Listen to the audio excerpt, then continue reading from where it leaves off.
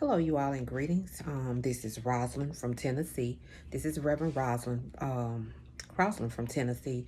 I'm going to be on with a quick devotion today. This devotion is called Don't Back Down. And so I was listening to a sermon yesterday. Her name is Reverend Barbara Brown Taylor, and she brought out some points in her sermon. They were based on a poem that was written years and years ago by William Butler Yeats, and it's called The Second Coming.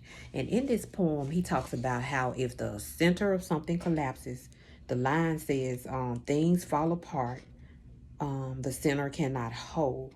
And so, what he means by that, if you look at the imagery of that, like if you look at the center of something, like the center of a building or the center of a bridge, if it collapses, the whole thing goes down. So that's the same way that that happens with an organization, that happens with jobs, relationships. If the center collapses, the whole thing goes down. And so I just wanted to read a scripture because when she was talking about when things fall apart yesterday, and she was talking about not going back, I was thinking about how we often get in our comfort zones and we want to go back to things that are toxic or things that are unhealthy for us. So I'm meditating this morning on Galatians 5 and 1, which says, it's talking about Christian liberty. It says, stand fast, therefore, in the liberty by which Christ has made us free, and do not be entangled again with a yoke of bondage. And so she talked about yesterday in her sermon about just not going back, not going back to, we want things to be the way that they were. She mentioned the church. She mentioned things in the world. She gave a whole lot of examples, but we can't go back.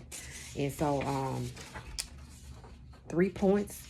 This is just a little mini sermon for everybody, but 3 points that I also have with the devotion that I'm doing today.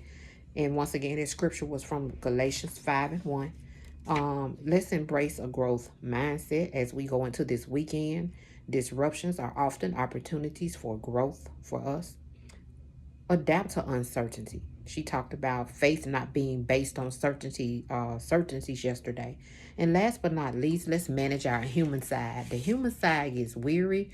The human side gets worn out. It gets tempted. So let's manage the human side, and we can do that by just engaging in scripture and prayer on a daily basis, and also praise and worship. And so I hope you enjoyed that. I'm signing off from Tennessee. Have a blessed weekend. This is Reverend Rosalind R. Crossland. Goodbye, everyone.